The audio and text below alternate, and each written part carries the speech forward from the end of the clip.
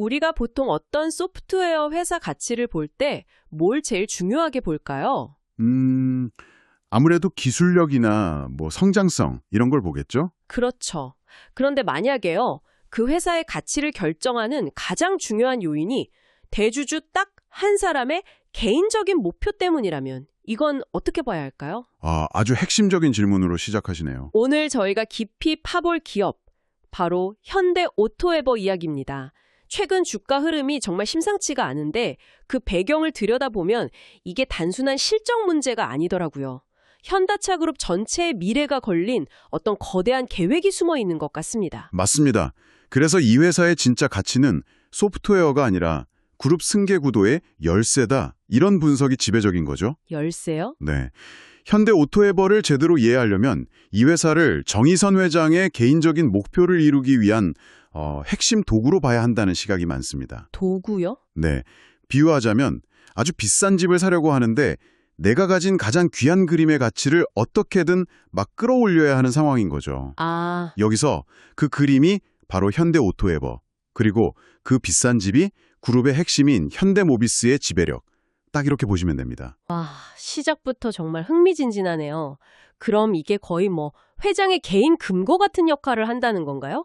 조금 더 구체적으로 설명해 주시죠. 왜 정 회장한테 현대 오토에버 주가가 그렇게나 중요한 건가요? 지금 그룹 지배구조의 제일 꼭대기에 현대모비스가 있거든요. 네, 그렇죠. 정 회장이 그룹 전체를 안정적으로 지배하려면 이 현대모비스 지분을 확보해야 하는데 아시겠지만 그러려면 정말 천문학적인 자금이 필요해요. 도미 문제군요, 결국. 그렇죠. 그런데 마침 정 회장의 개인 주주로서 가장 많은 지분 7.33%를 가진 알짜 상장사가 바로 현대오토에버인 겁니다. 딱 그림이 그려지네요. 그러니까 본인이 가진 현대오토에버의 지분 가치를 최대한 부풀려서 이걸 팔아 현금을 만들거나 네. 아니면 가치가 높아진 오토에버 주식을 나중에 현대모비스 주식이랑 맞바꾸는 그 소위 말하는 스왑을 하려는 시나리오. 시장에서는 그 시나리오를 가장 유력하게 보고 있습니다. 결국 정 회장이 자기 지분을 비싸게 팔아야만 본인한테 유리하잖아요. 당연하죠. 그러니까 그룹 차원에서 어떻게든 현대오토에버 주가를 부양할 아주 강력한 동기가 생기는 거죠. 주주 입장에서는 어떨까요? 좋죠. 네. 대주주 이해관계랑 내 이해관계가 완벽하게 맞아떨어지는 아주 흥미로운 구조가 만들어진 겁니다. 그렇군요. 그래서 시장에서 정 회장 지분 7.33%를 두고 저거 언젠가 팔 거니까 위험하다는 시각이랑 아니다. 팔기 전까지는 어떻게든 가치를 올릴 테니 이건 보증수표다. 이런 시각이 막 엇갈리는 거군요. 바로 그겁니다. 그럼 그룹은 이 보증수표의 가치를 올리기 위해서 구체적으로 어떤 작전들을 펼치고 있나요? 크게 두 개의 거대한 엔진을 돌리고 있다고 보시면 됩니다. 두 개의 엔진이요? 네. 첫 번째 엔진은 바로 SDV, 즉 소프트웨어 중심 자동차로 전환하는 과정에서 현대오토에버한테 독점적인 지위를 그냥 몰아주는 겁니다. SDV 전환. 요즘 자동차 업계의 제일 큰 화두잖아요.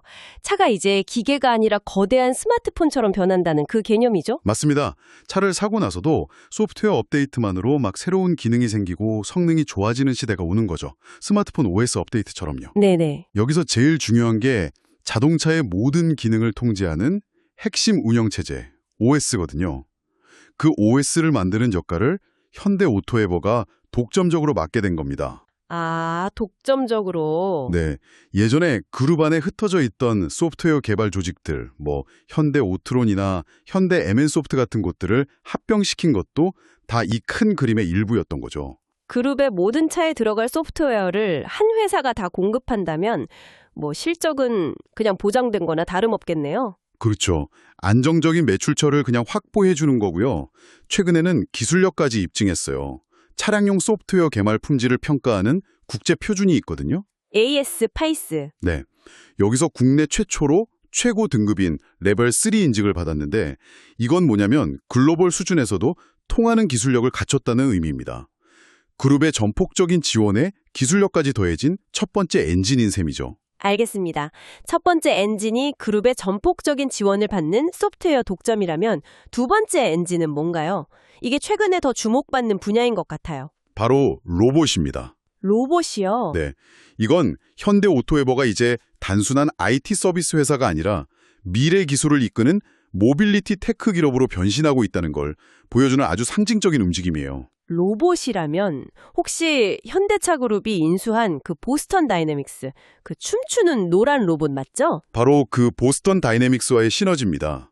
앞으로 현대차 공장에 수백, 수천 대의 로봇들이 투입될 거잖아요. 상상만 해도 대단하네요. 이 로봇들이 서로 부딪히지도 않고 가장 효율적으로 일하게 만들려면 뭐가 필요할까요?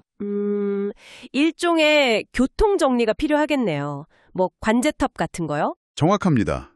현대오토웨버가 바로 그 로봇들의 관제탑 역할을 맡는 겁니다. 아, 로봇을 위한 신호등 시스템, 전체 로봇의 움직임을 통합 관리하는 소프트웨어를 개발하고 공급하는 거죠. 이게 또 향후에 보스턴 다이나믹스가 미국 증시에 상장할 때 현대오토웨버의 기업 가치를 같이 끌어올리려는 아주 영리한 전략입니다. 와, 그렇군요. 소프트웨어랑 로봇이라는 두 개의 엔진으로 기업 가치를 계속 밀어올리는 거네요. 바로 그거죠. 정리해보면 회장의 승계 자금 마련이라는 아주 확실한 목표 아래서 그룹 차원에서 SDV 소프트웨어 독점권 그리고 로봇 관제 시스템이라는 미래 사업을 그냥 팍팍 밀어주고 있는 형국이네요. 네, 맞습니다. 자, 그럼 이런 전력들이 실제 숫자로도 나타나고 있는지 궁금한데요. 2025년 3분기 실적이 아주 좋았다고 들었어요. 그게 시장이 정말 깜짝 놀랄 만한 이른바 어닝 서프라이즈였죠. 어닝 서프라이즈요? 네, 원래 시장에서는 영업이익을 한 600억 원대로 예상을 했는데 막상 뚜껑을 열어보니까 708억 원이 나온 거예요. 와, 예상을 100억 넘게 뛰어넘었네요. 작년 같은 기간이랑 비교하면 무려 35% 가까이 늘어난 겁니다. 엄청난 성장세죠. 35% 성장이라니 당연히 아까 말씀하신 미래 먹거리, 차량용 소프트웨어 부문이 이 성장을 이끌었겠죠. 여기서 아주 재미있는 포인트가 나옵니다. 네. 놀랍게도 이번 실적 성장을 이끈 건 미래 사업인 차량용 소프트웨어가 아니었어요. 아니에요? 네, 전통적인 본업인 SI, 즉 시스템 통합 사업이었습니다. 잠깐만요. 그건 좀 의외인데요. 미래 성장 동력이 아니라 기존 사업이 실적을 끌어올렸다. 그럼 반대로 차량용 소프트웨어 쪽은 좀 부진했다는 뜻인가요? 날카로운 질문이십니다. 실제로 3분기의 차량용 소프트웨어 매출 성장은 일시적으로 좀 둔화되는 모습을 보였어요. 대신에 SI 부문, 특히 현대차 그룹의 미국 조지아 전기차 공장 같은 북미 지역 투자가 본격화됐잖아요. 네, 맞아요. 그거랑 맞물려서 그곳의 차세대 ERP 시스템, 그러니까 전사적 자원관리 시스템을 구축하는 프로젝트 매출이 크게 늘면서 전체 실적을 확 끌어올린 거죠. 그렇군요. 한편으로는 본업이 튼튼해서 다행이다 싶으면서도 다른 한편으로는 미래 성장 동력의 힘이 아직은 좀 약한가? 이런 생각도 드네요. 어떻게 봐야 할까요? 양쪽 다 맞는 이야기입니다. 기존의 안정적인 사업, 그러니까 ITO나 SI가 그룹사라는 든든한 캡티브 마켓 덕분에 꾸준히 현금을 벌어주고 있어요. 네. 이걸 바탕으로 차량용 소프트웨어, 로봇, 심지어는 AAM, 하늘을 나는 택시용 OS까지 개발하면서 미래에 투자하는 어떻게 보면 이상적인 구조인 건 맞습니다. 최근에는 HD 현대건설기계 같은 다른 그룹사의 사이버 보안 솔루션도 공급하면서 영역도 넓히고 있고요. 그럼에도 불구하고 시장의 그 높은 기대감은 결국 차량용 소프트웨어 같은 신사업에서 나올 텐데 그 부분 성장세가 꺾이면 리스크가 될 수도 있겠어요. 바로 그 점이 현재 현대오토에버가 가진 리스크 요인 중 하나입니다. 시장의 기대감이 주가에 워낙 많이 반영되어 있어서 삼성 SDS나 LG CNS 같은 동종 SI 업체들이랑 비교하면 기업 가치, 그러니까 밸류에이션이 좀 높게 평가되는 편이거든요. 고평가 논란이 있을 수 있겠는데요. 네. 그런데 만약 현대차 그룹의 전기차 판매량이 둔화된다거나 하면 차량용 소프트웨어 성장세도 당연히 영향을 받을 수밖에 없어요. 보증수표라고 믿었던 미래 가치에 대한 의구심이 생길 수 있는 거죠. 그렇군요. 다시 한번 정리해보면 현대오토웨버는 정말 두 개의 얼굴을 가졌네요. SI 시장에서는 삼성 SDS, LG CNS, SK CNC랑 경쟁하는 국내 빅4 중 하나고 그렇죠. 차량용 소프트웨어 시장에서는 그룹 내에 경쟁자가 아예 없는 독점적 파트너고요. 맞습니다. 그래서 경쟁 구도도 이원화해서 봐야 해요. SI 시장에서는 SK CNC를 바짝 추격하면서 3위 자리를 넘보는 아주 치열한 경쟁자이지만 그룹 내의 SBB 전환 프로젝트에서는 사실상 유일무이한 플레이어입니다. 이 독점적 지위가 바로 현대오토웨버의 가장 강력한 무기이자 밸류에이션을 높게 받는 근거가 되는 거죠. 이 회사가 단순 IT 기업을 넘어서 모빌리티 테크 기업으로 변신하고 있다는 말씀이 이제야 확 와닿네요. 자동차 OS였던 모빌진을 고도화해서 자율주행에 대비하고 이걸 또 하늘을 나는 택시 AAM에 적용하고 네, 계속 확장하는 거죠. 스마트 팩토리 분야에서는 네오 팩토리라는 브랜드까지 만들었더라고요. 가상 공간에 공장을 미리 지어서 시뮬레이션 해보는 버추얼 팩토리 빌더 기술은 정말 영화 같던데요. 그 모든 신사업들이 결국엔 단 하나의 목표를 향하고 있다고 볼 수 있습니다. 바로 현대오토에버의 기업 가치 국대화죠. 이 회사의 가치가 커져야만 정의선 회장의 승계 계획이 순조롭게 진행될 수 있으니까요. 그래서 시장에서는 앞으로 현대오토에버가 그룹 지배구조 개편의 방아쇠, 즉 트리거 역할을 할 것으로 보고 있습니다. 방아쇠요? 그 말은 이 회사의 주가나 어떤 움직임 하나가 그룹 전체의 거대한 변화를 촉발시킬 수 있다. 이런 의미로 들리는데요. 그렇습니다. 예를 들어 현대오토에버의 주가가 그룹이 생각하는 목표치에 도달했다. 이렇게 판단이 되면 어느 날 갑자기 정 회장이 지분을 일부 매각하거나 담보로 대출을 받는 식으로 실제 자금 확보에 나설 수 있습니다. 그게 신호탄이 되겠군요. 그렇죠. 그게 바로 지배구조 개편의 신호탄이 될 수 있다는 거죠.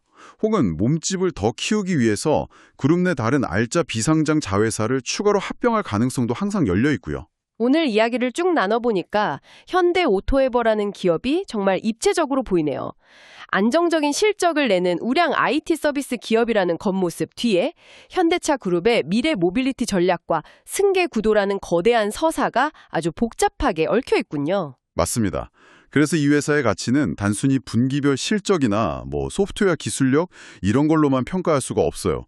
그보다는 그룹의 미래라는 더 큰 그림 안에서 이 회사가 어떤 역할을 부여받고 또 어떻게 활용될지에 따라서 그 가치가 계속 재평가될 겁니다. 그렇다면 마지막으로 이런 질문을 던져보고 싶네요.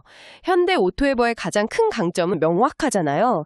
현대차 그룹이라는 든든한 울타리. 그렇죠. 캡티브 마켓이죠. 하지만 진정한 글로벌 소프트웨어 기업으로 인정받으려면 언젠가는 그 울타리를 넘어서야 할 텐데요. 아주 중요한 포인트입니다. 지금은 그룹 내에서 독점적인 지위를 누리고 있지만 과연 그 기술이 그룹 밖에서도 통할 것인가 하는 문제죠. 바로 그겁니다. 과연 현대오토에버가 개발한 이 핵심 소프트웨어들을 그룹의 가장 강력한 경쟁사인 토요타나 폭스바겐에 돈 받고 팔 수 있는 날이 올까요? 이 질문은 결국 이 회사가 그룹 승계 작업을 위한 도구로 남을 것인지 아니면 그 사명을 다한 뒤에 독자적인 기술력으로 세계 시장에 나서는 진정한 플레이어가 될 것인지를 묻는 것과 같다고 생각합니다. 아마 그 지점이 이 회사의 장기적인 가치를 결정하는 가장 중요한 분기점이 되지 않을까 싶네요.